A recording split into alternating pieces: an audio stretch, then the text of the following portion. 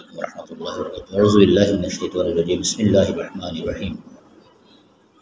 قال الله تعالى في كلامه مجيد الفرقان الحميد أطيعوا الله وأطيعوا الرسول. আল্লাহ রাব্বুল আলামিন কালাম পাকের এই আয়াত শরীফের মধ্যে বলেন, তোমরা আল্লাহ তাআলা আনুগত্য করো অথবা তার রাসূল মুহাম্মদ সাল্লাল্লাহু আলাইহি ওয়াসাল্লামের আনুগত্য করো। এতে বোঝা যায় মুহাম্মদ সাল্লাল্লাহু আলাইহি ওয়াসাল্লামের আনুগত্য মূলত আল্লাহ তাআলার আনুগত্য, কারণ তিনি নিজ থেকে কোনো কর্ম কাজ করতেন না। তিনি মহান আল্লাহ রাব্বুল আলামিনের ইনডাইরেক্ট ওহী তথা পরোক্ষ ওহীর মাধ্যমে সমস্ত কাজ করতেন। ইনশাআল্লাহ আমরা ভিডিওতে সংক্ষিপ্ত পরিচয় জানবো হাদিস শরীফ পরিচিতি সম্পর্কে। ইসলামী শরীয়তের দ্বিতীয় মূল ভিত্তি হচ্ছে মহানবী হযরত মুহাম্মদ মুস্তাফা সাল্লাল্লাহু আলাইহি ওয়াসাল্লামের মুখ নিঃসৃত বাণী আল হাদিস। এটা আল কোরআন শরীফের জীবন্ত ব্যাখ্যা। হযরত রাসূলুল্লাহ সাল্লাল্লাহু আলাইহি ওয়াসাল্লামের মুখ নিঃসৃত বাণী, কাজ, আদর্শ, গুণাবলী সবে হাদিস। ইহা মানুষের জন্য হেদায়েত স্বরূপ। ইসলামী শরীয়তে হাদিস শরীফের গুরুত্ব অত্যাধিক।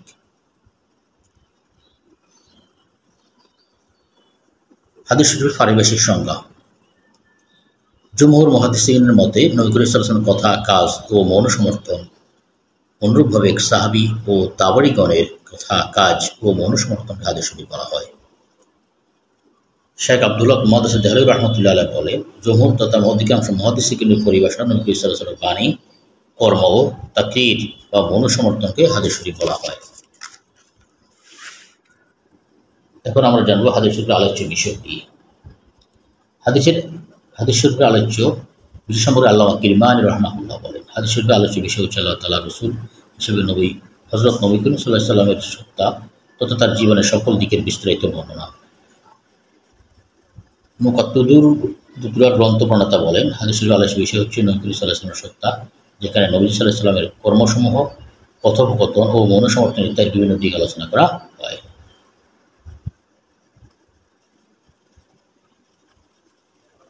হাদিস শরীফের উদ্দেশ্য কি? হাদিস শরীফের উদ্দেশ্য হচ্ছে সমগ্র মানবতা থেকে পথভ্রষ্টতার থেকে মুক্ত করে ইহকালীন কল্যাণ ও পরকালীন মুক্তি নিশ্চিত করা। এ ব্যাপারে হযরত রাসূলুল্লাহ সাল্লাল্লাহু আলাইহি ওয়াসাল্লাম বলেন, আমি তোমাদের মাঝে দুটি বিষয় রেখে গেলাম, যদি উহা শক্তভাবে ধারণ করো তবে তোমরা পথভ্রষ্ট হবে না। তাহলে আল্লাহ তাআলার কিতাব এবং তার নবীর সুন্নাহ বা হাদিস। হাদিসটা রয়েছে মুওয়াত্তা মালিকের মধ্যে। সুতরাং হাদিসের একান্ত লক্ষ্য উদ্দেশ্য এমন এক সোনালী সমাজ বিনির্মাণ, যেখানে রয়েছে মানুষের প্রতিটি পদক্ষেপে কল্যাণ আর শান্তি। আল্লাহ রাব্বুল আলামিন আমাদেরকে হাদিস শরীফের গুরুত্ব রিয়েলাইজ করে আল্লাহ সন্তুষ্টির জন্য রাসূল আরবি সাল্লাল্লাহু আলাইহি ওয়াসাল্লাম অনুসরণ তৌফিক দান করুন, আমিন। এখন আমরা জানব মতন অনুসারে হাদিসের প্রকারভেদ। মতন বা বিষয়বস্তু অনুসারে হাদিস তিন প্রকার: কওলি, ফি'লি, তাকরিরি। হাদিসে কওলি দুই, মহানবী হযরত মুহাম্মদ মুস্তাফা সাল্লাল্লাহু আলাইহি ওয়াসাল্লাম, সাহাবায়ে কেরাম ও তাবেঈগণের পবিত্র মুখ নিঃসৃত বাণীকে হাদিসে কওলি বা বাণীসূচক হাদিস বলা হয়। হাদিসে ফি'লি, মহানবী হযরত মুহাম্মদ মুস্তাফা সাল্লাল্লাহু আলাইহি ওয়াসাল্লামের স্বয়ং রাসূল হিসেবে যে সকল কর্ম সম্পাদন করেছেন এবং কোনো সাহাবী তা বর্ণনা করেছেন অথবা কোনো সাহাবী ও তাবেঈ কোনো কাজ করেছেন, তাকে হাদিসে ফি'লি বা কর্মসূচক হাদিস বলা হয়। হাদিসে তাকরীরি, সাহাবীগণ মহানবী মুহাম্মদ সাল্লাল্লাহু আলাইহি ওয়াসাল্লামের সম্মুখে শরীয়ত সম্পর্কিত যে কথা বলেছেন বা যে কাজ করেছেন এবং রাসূলুল্লাহ সাল্লাল্লাহু আলাইহি ওয়াসাল্লাম তার প্রতিবাদ করেননি, তাকে হাদিসে তাকরীরি বা সম্মতিসূচক হাদিস শরীফ বলা হয়। এখন আমরা জানব মুনকাতি হাদিসের প্রকার। মুনকাতি হাদিস তিন প্রকার: মুআল্লাক, মুদহাল, মুরসাল। এখন জানবো আমরা ডিফিনেশন অফ মুআল্লাক, মুদহাল, মুরসাল। যে হাদিসের বর্ণনাকারীর সূত্র প্রথম দিকে কোনো বর্ণনাকারীর নাম বাদ পড়েছে তাকে মুআল্লাক হাদিস বলা হয়। দ্বিতীয়ত মুদহাল হাদিস, যে হাদিসের বর্ণনাকারীদের সূত্রের মধ্যখান থেকে দুই বা ততোধিক বর্ণনাকারীর নাম একসাথে বাদ পড়েছে তাকে মুদহাল হাদিস বলা হয়।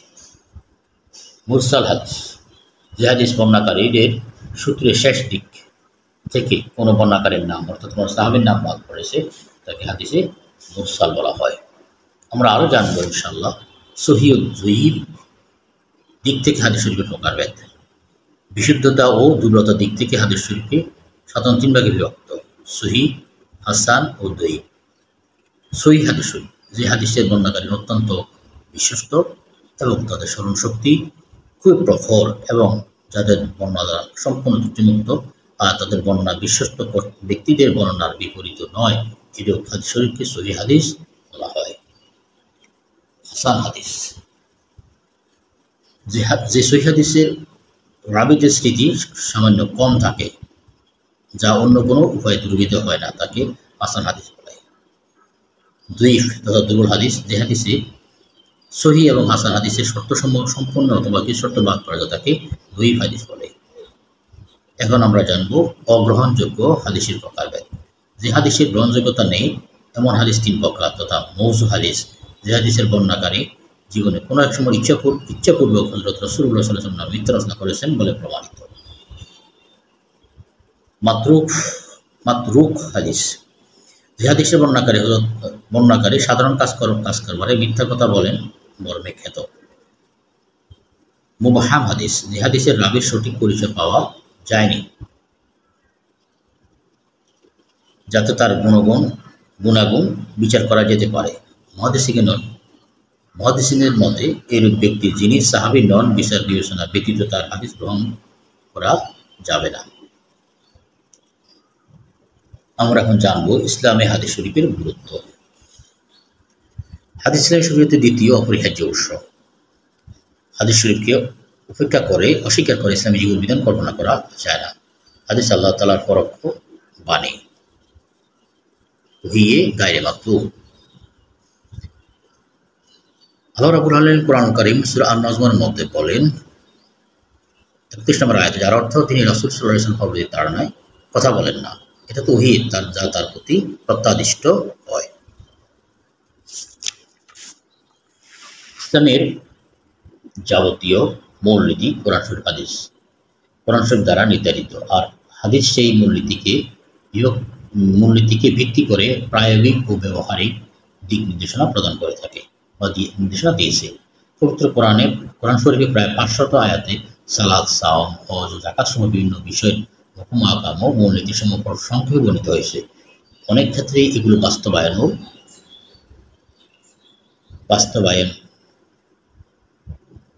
ও পালনের বিস্তারিত বিবরণ প্রদান করা হয়নি। আল্লাহ তাআলার নির্দেশ ও হেদায়েত মোতাবেক নবী মুহাম্মদ সাল্লাল্লাহু আলাইহি ওয়াসাল্লাম নিজে কথা ও কাজের মাধ্যমে তথা স্বীয় জীবনে এই সকল হুকুম আহকাম বাস্তবে অনুশীলন করে এর পালন পদ্ধতি নিজ অনুসারীদেরকে শিক্ষা দিয়েছেন এবং আলোচনার মাধ্যমে এর বিশদ বিবরণ প্রদান করে কোরআন শরীফের উপর আমল করার পথ সুগম করে দিয়েছেন। সুবহানাল্লাহি ওয়া বিহামদিহি। আল কোরআন শরীফের আদেশ নিষেধ মান্য করেই আল্লাহ তাআলা আনুগত্য করতে হয় এবং মুহাম্মদ সাল্লাল্লাহু আলাইহি ওয়াসাল্লামের আদেশ নিষেধ ও তার অনুসৃত বিধিবিধান মান্য করলেই রাসূল সাল্লাল্লাহু আলাইহি ওয়াসাল্লামের আনুগত্য করতে হয়। আর রাসূল সাল্লাল্লাহু আলাইহি ওয়াসাল্লামের আনুগত্যের মধ্যেই যেহেতু আল্লাহ তাআলা আনুগত্য নিহিত, তাই হাদিস শরীফের গুরুত্ব অপরিসীম। এ প্রসঙ্গে আল্লাহ তাআলা কোরআন কারীমে কয়েকটি আয়াতের মধ্যে বলেন, তার মধ্যে সূরা আল ইমরান ৩১ নম্বর আয়াতের মধ্যে বলেন, বিসমিল্লাহির রহমানির রহিম, কুল ইন কুনতুম তুহিব্বুনাল্লাহ ফাত্তাবিউনি ইউহিব্বুকুমুল্লাহ ওয়া ইয়াগফির লাকুম যুনুবাকুম আল্লাহু গফুরুর রহিম। বলুন, তোমরা যদি আল্লাহকে ভালোবাসতে চাও তাহলে আমার অনুসরণ করো, তাহলে আল্লাহ তোমাদেরকে ভালোবাসবেন এবং তোমাদের গুনাহগুলো মাফ করে দিবেন, আর আল্লাহ ক্ষমাশীল ও দয়াময়। সুবহানাল্লাহি ওয়া বিহামদিহি। আর আল্লাহ রাব্বুল আলামিন বলেছেন নূর ১৬ নম্বর আয়াতে, ওয়া ইন ইতিউ তানতাহু, আর যদি তোমরা তার রাসূল সাল্লাল্লাহু আলাইহি ওয়াসাল্লাম করো তাহলে হেদায়েত প্রাপ্ত হবে। আল্লাহ রাব্বুল আলামিন সূরা হাশরের মধ্যে ৭ নম্বর আয়াতে বলেন, বিসমিল্লাহির রহমানির রহিম, ওয়া মা আতাকুমুর রাসূলু ফাখুযুহু ওয়া মা নাহাকুম আনহু ফান্তাহু। রাসূল সাল্লাল্লাহু আলাইহি ওয়াসাল্লাম তোমাদেরকে যা প্রদান করেন তা তোমরা গ্রহণ করো এবং যা থেকে তোমাদের নিষেধ করেন তা হতে তোমরা বিরত থাকো। সূরা হাশর ৭ নম্বর আয়াত। রাসূল আরবি সাল্লাল্লাহু আলাইহি ওয়াসাল্লাম আরও ইরশাদ ফরমান, আমি তোমাদের মাঝে দুটি জিনিস রেখে গেলাম, যতক্ষণ পর্যন্ত তোমরা দুটি জিনিস দৃঢ়ভাবে তোমরা শক্তভাবে ধারণ করে রাখবে ততক্ষণে তোমরা পথভ্রষ্ট হবে না। তাহলে আল্লাহ তাআলা কিতাব ও তার নবী সাল্লাল্লাহু আলাইহি ওয়াসাল্লামের সুন্নাহ। হযরত ওমর রাদিয়াল্লাহু তাআলা আনহু বলেন, খুব শীঘ্রই এমন এক সম্প্রদায়ের উদ্ভব হবে তারা কোরআনুল কারীমের প্রতি সন্দেহ নিয়ে তোমাদের মাঝে সাথে বিবাদ করবে নাউজুবিল্লাহ। আল্লাহ মাহফুজ করুক। তোমরা তাদেরকে সুন্নাহর সাহায্যে পাকড়া করো, কেননা সুন্নাহ ধারক ব্যক্তি আল্লাহ তাআলা কিতাব সম্পর্কে অধিক জ্ঞান রাখেন। ইমামুল আজম, ইমামুল আইম্মা, ইমামুদ দুনিয়া ইমাম আবু হানিফা রাহিমাহুল্লাহ বলেন, সুন্নাহ বা হাদিস বিদ্যমান না থাকলে আমাদের কেউ কোরআনুল কারীম বুঝতে পারত না। ইমাম আহমদ বিন হাম্বল রাহিমাহুল্লাহ বলেন, সুন্নাহ বা হাদিস হলো কোরআন শরীফের ব্যাখ্যা ও বিশ্লেষণকারী। শাহ ওলিউল্লাহ মুহাদ্দিস দেহলভী রাহমাতুল্লাহ আলাইহি বলেন, সুন্নাহ বা হাদিস হলো কোরআনুল কারীমের ব্যাখ্যাদানকারী এবং সুন্নাহ কোরআনের বিরোধিতা করে না। আল্লাহ রাব্বুল আলামিন আমাদেরকে কোরআন শরীফের পাশাপাশি রাসূলুল্লাহ সাল্লাল্লাহু আলাইহি ওয়াসাল্লামের সুন্নাহর উপর আমল করে দুনিয়া ও আখিরাতে যাবতীয় নেক কাজ করে আল্লাহ পাকের প্রিয়জন তৌফিক দান করুন। ওয়া আলাইনা ইল্লাল বালাগ। আসসালামু আলাইকুম ওয়া রাহমাতুল্লাহি ওয়া বারাকাতুহু। রব্বানা আতিনা ফিদ দুনিয়া হাসানাহ ওয়া ফিল আখিরাতি হাসানাহ ওয়া কিনা আযাবান নার। আল্লাহুম্মা ইকফিনি বিহালালিকা আন হারামিকা ওয়া আগনিনি বিফadlika মান সিওয়াক। اللهم إني أعوذ بك من زهد البلاء ودرك الشقاء وسوء القضاء وسمطة الأعداء